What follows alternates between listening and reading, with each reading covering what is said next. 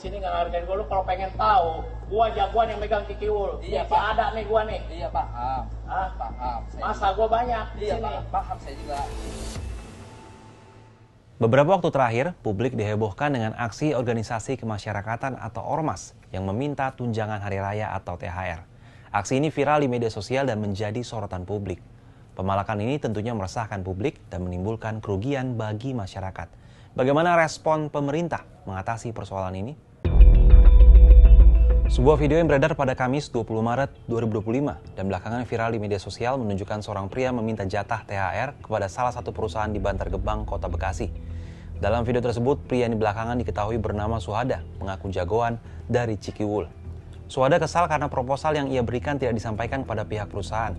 Setelah berdebat dengan pihak keamanan, akhirnya Suhada dan petugas perusahaan bersepakat mengirimkan lagi surat proposal itu dan konflik pun berakhir. Namun setelah video Suhada ngamuk-ngamuk viral, ia pun ditangkap oleh pihak kepolisian pada Kamis 20 Maret 2025 malam di daerah Sukabumi, Jawa Barat. Tak hanya di Bekasi, sejumlah laporan mengenai pemalakan THR yang dilakukan ormas juga terjadi di berbagai wilayah di industri Jawa Barat. Terkait hal ini, Gubernur Jabar Deddy Mulyadi memastikan akan segera memberantas premanisme, salah satunya dengan membentuk Satgas. Harus ada langkah-langkah hukum, kemudian yang di Kota Bekasi juga sudah bergerak.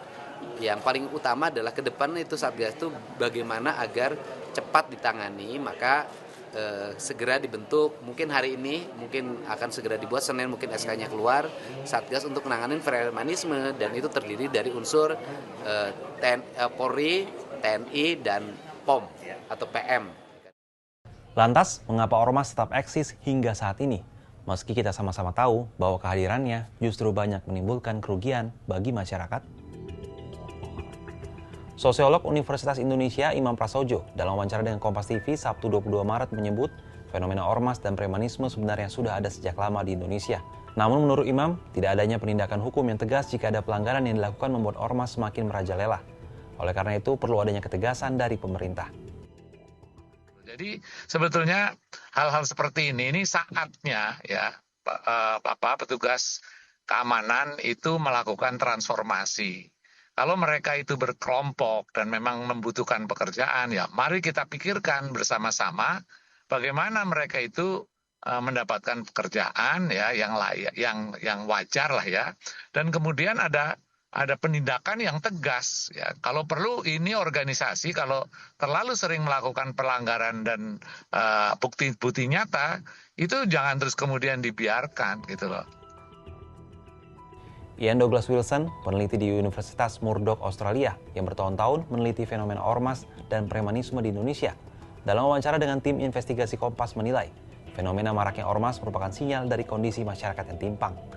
Ia merujuk pada suatu penelitian lain yang memotret ketika ketimpangan sosial ekonomi dalam suatu masyarakat semakin tajam. Jumlah orang yang terlibat dengan jasa keamanan juga semakin banyak. Jasa keamanan di sini termasuk juga yang berlangsung informal atau ilegal, yang realitasnya juga dijalani sebagian ormas di Indonesia saat ini sebagai protection racket. Amat banyak hal meresahkan yang bisa ditangkap atas fenomena ormas ini. Tak heran jika banyak orang kini mempertanyakan manfaat kehadiran ormas di negeri ini. Kalau menurut sahabat Kompas, apa tanggapannya terkait fenomena pemalakan yang kerap dilakukan oleh ormas ini?